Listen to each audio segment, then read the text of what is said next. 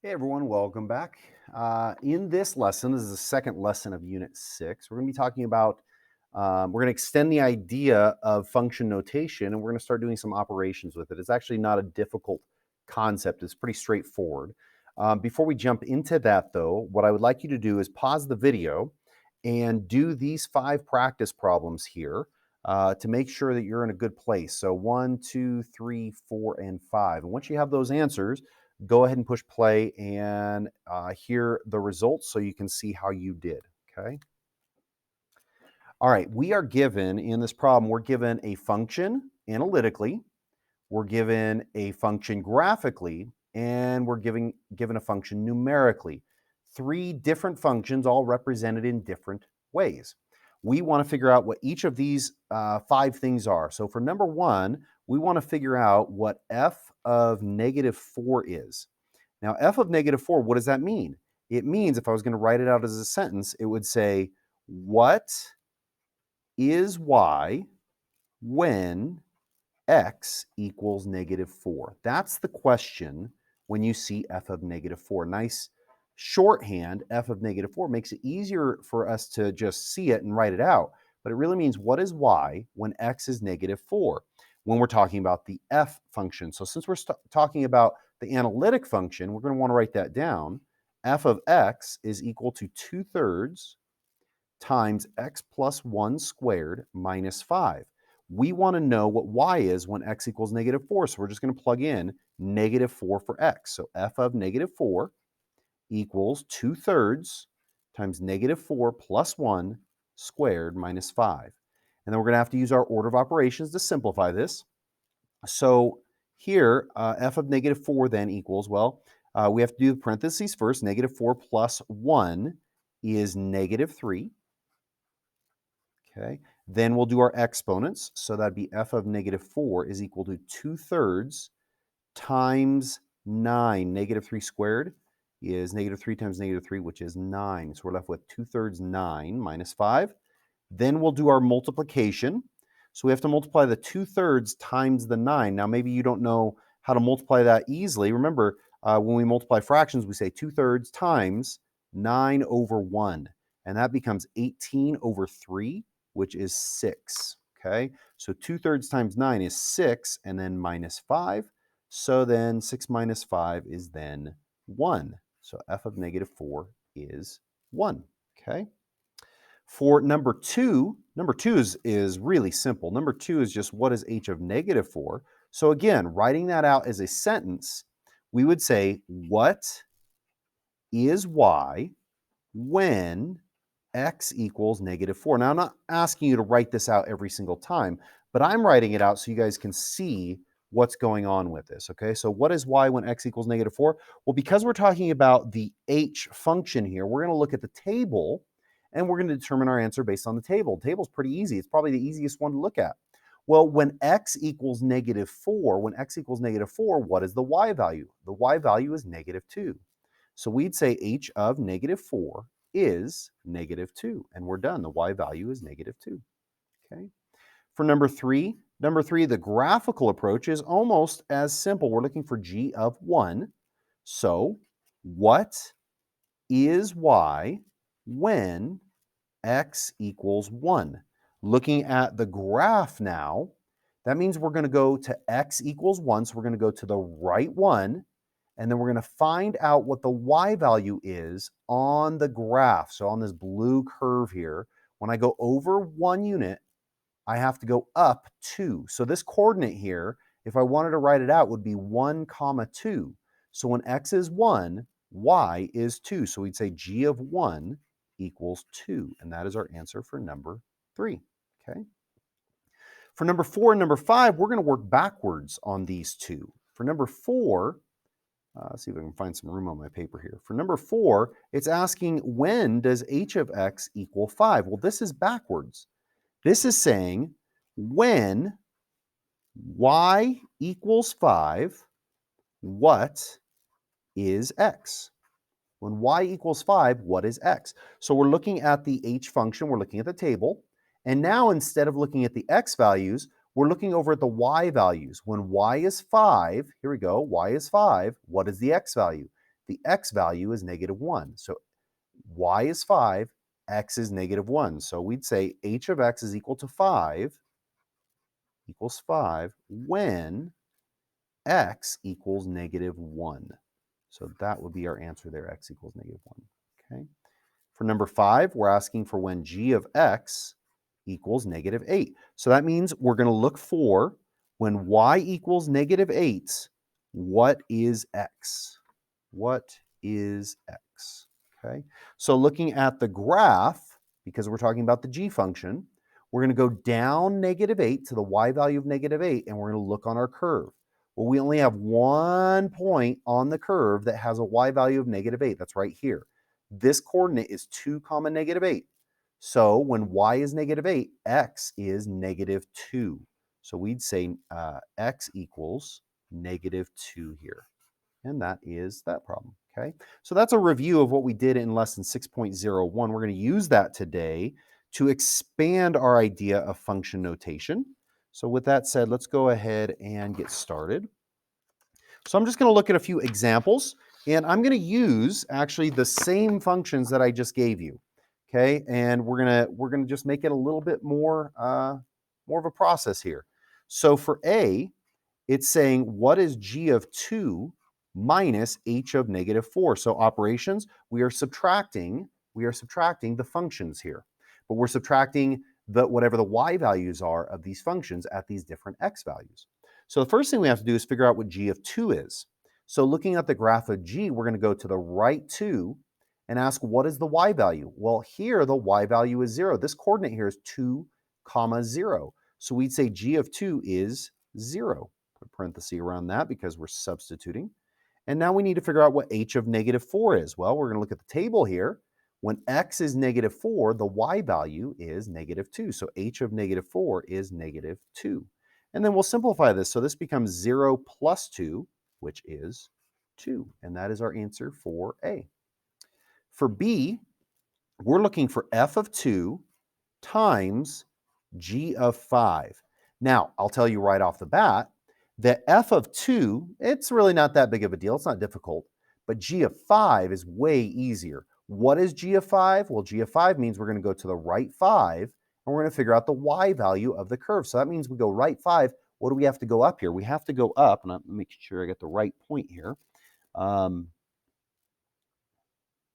When I go to the right 5, I have to go up to this point right here, and that is 6. So g of 5 is 6. So I'll go ahead and put that in right there. G of 5 is 6. Now I need to figure out what f of 2 is.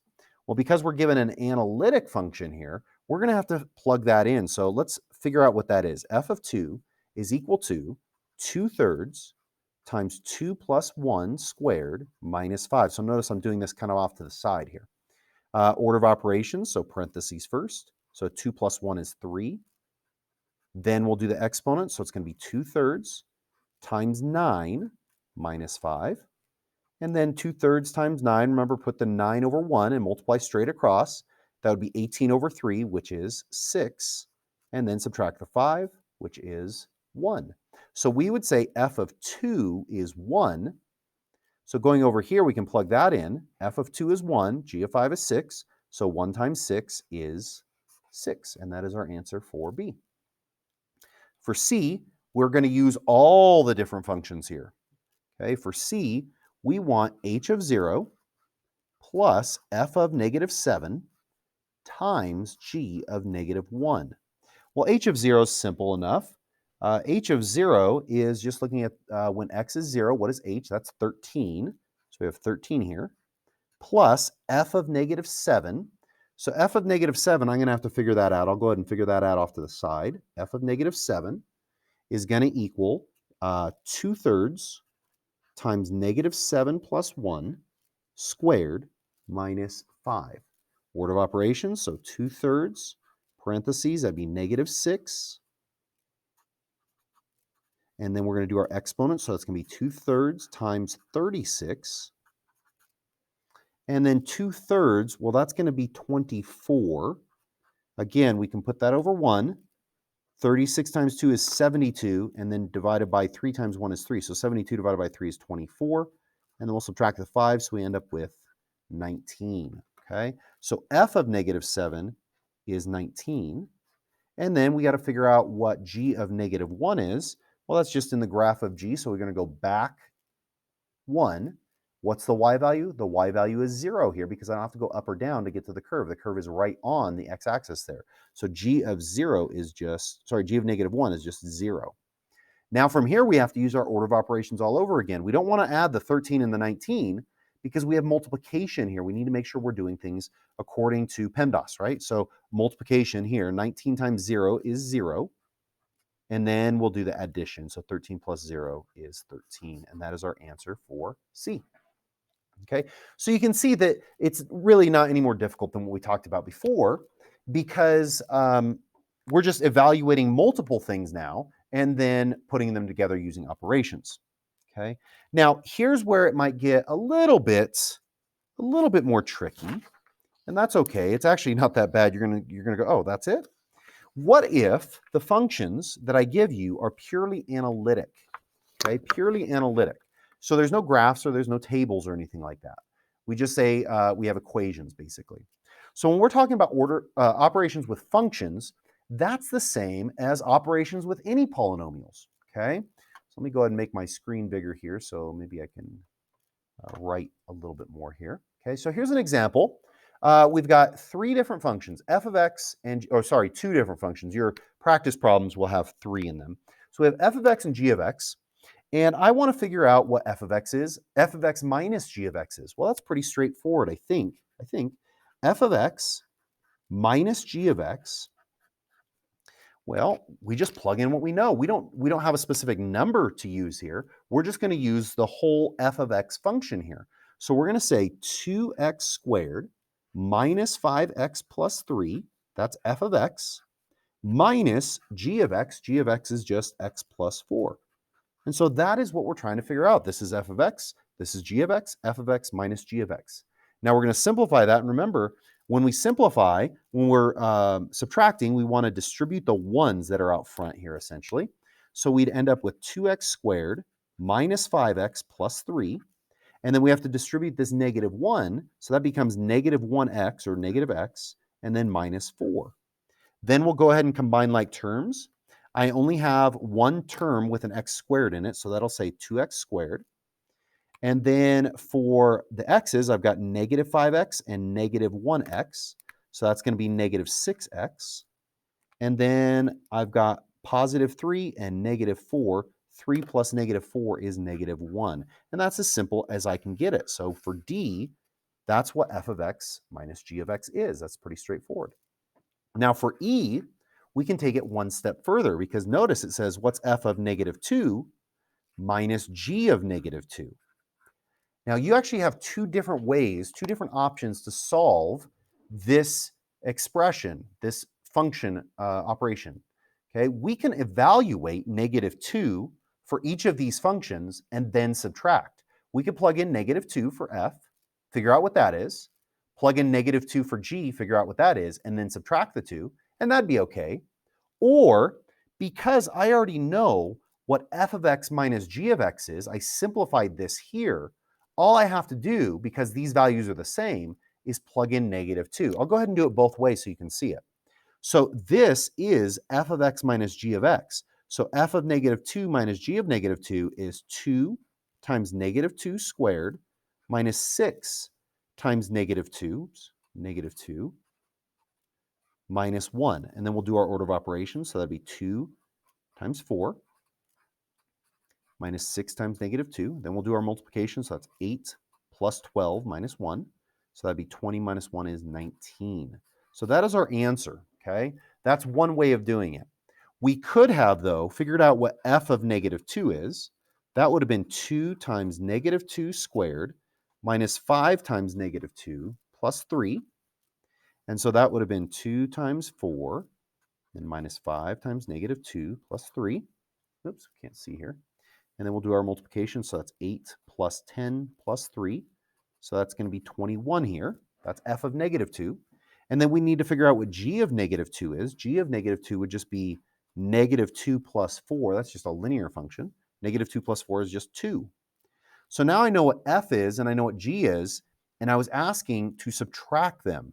So f of -2 minus g of -2 is going to be 21 minus 2, which is 19. And so you can see that we end up with the same answer in both cases. I could either plug in the value to each separate function, simplify each one, and then do the operation that it says, in this case subtraction, or I could subtract the two functions like I did here, and then plug in the value into that new function and get the same result. Now I'm going to caution you, this only works if the x values are the same.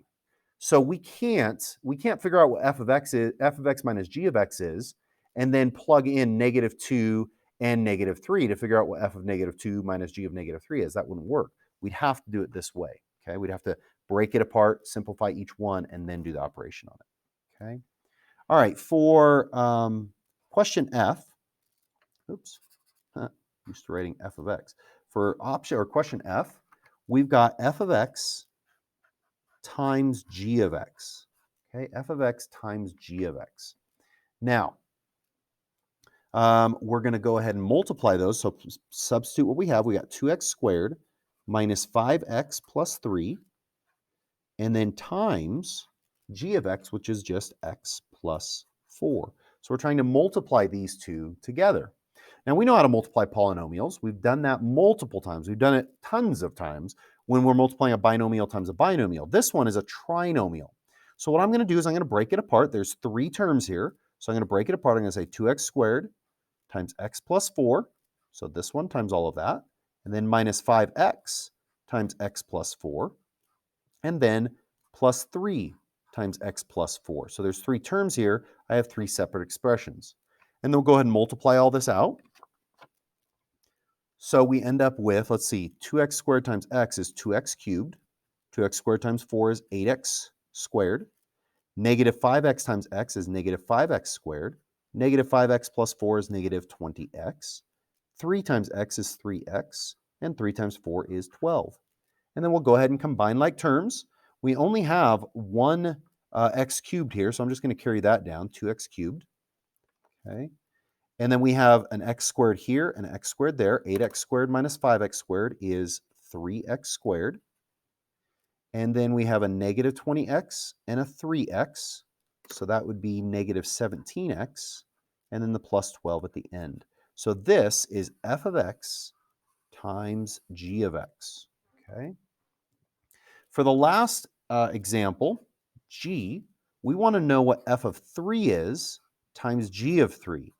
So again, I could plug 3 into my function f and simplify that. I could plug 3 into my function g and simplify that, and then multiply them together.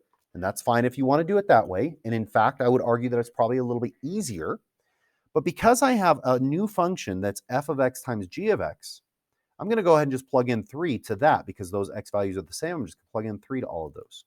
So it would say 2 times 3 cubed plus 3 times 3 squared minus 17 times 3 plus 12.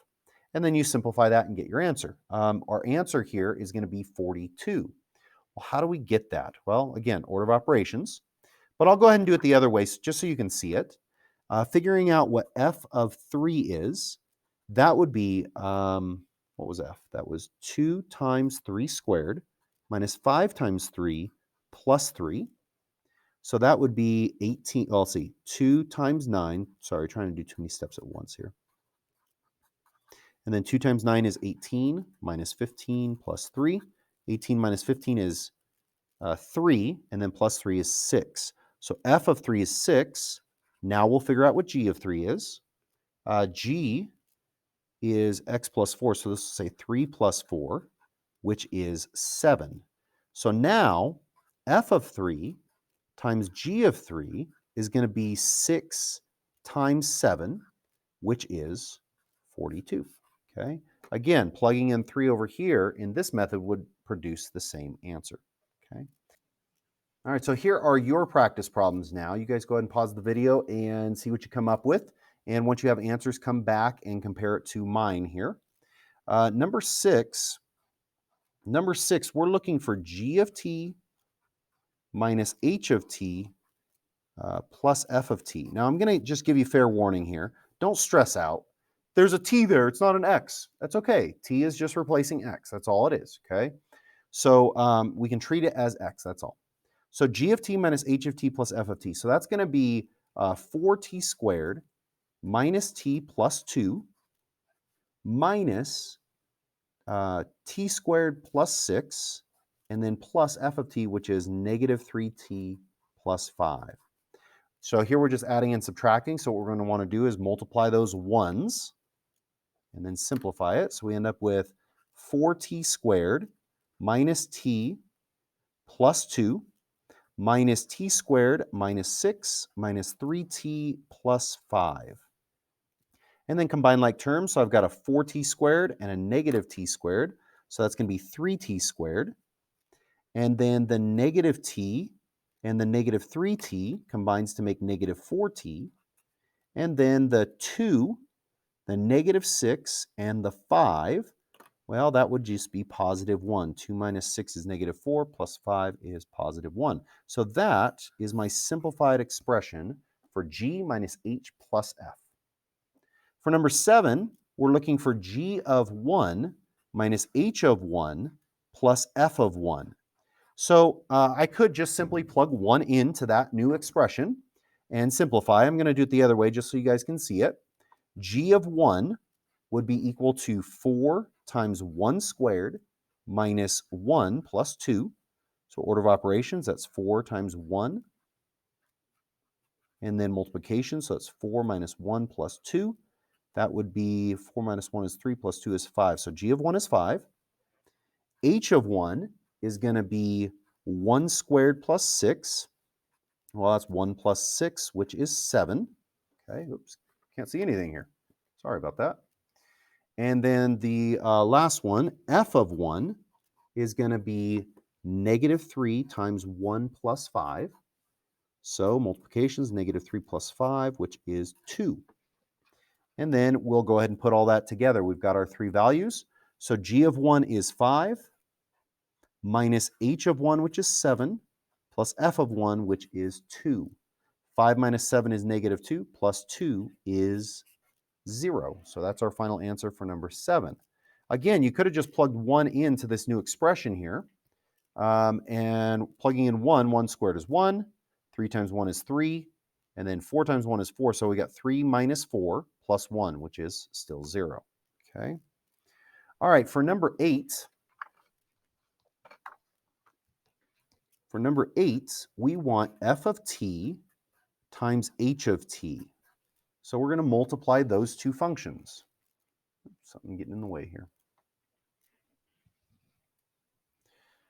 All right, so f of t is going to be negative 3t plus 5, parentheses, and then times h, which is t squared plus 6, and we're multiplying binomials here. So we're just going to write that out, negative 3t times t squared plus 6 plus 5 times t squared plus 6, and then we'll distribute. So negative 3t times t squared is negative 3t cubed, negative 3t plus times 6 is negative 18t, and then we get 5t squared plus 30. And we'll combine like terms. There's only one t cubed value, so that's going to be negative 3t squared, t cubed. Actually, there's no terms to combine. They're all separate terms, but we'll put it in standard form nonetheless.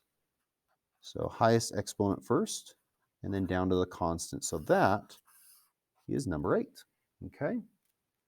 For number 9, we're looking for f of negative 3 times h of negative 3. So again, you could just plug in negative 3 here, do your order of operations and simplify. In this case, I think it's going to be easier to plug in to the original functions. F of negative 3 is going to be negative 3 times 3 plus 5. So that's going to be negative 9 plus 5, which is negative 4. Then we'll figure out h of negative 3. h of negative 3 is going to be negative 3, parentheses, squared, plus 6. Negative 3 squared is 9, and then plus 6, which is 15. And then we need to multiply those together because it was f of negative 3 times h of negative 3. So it's negative 4 times 15, which will be negative 60. Okay. If you plugged in the negative 3 into this function that I got earlier, you should still get negative 60 out. All right, with that said, that is the end of this lesson. We're just adding to something that we already know, hopefully, and this just gives you a little bit more comfort with what we're doing. If you have any questions, please comment below or find me in a tutoring session. I will talk to you all later.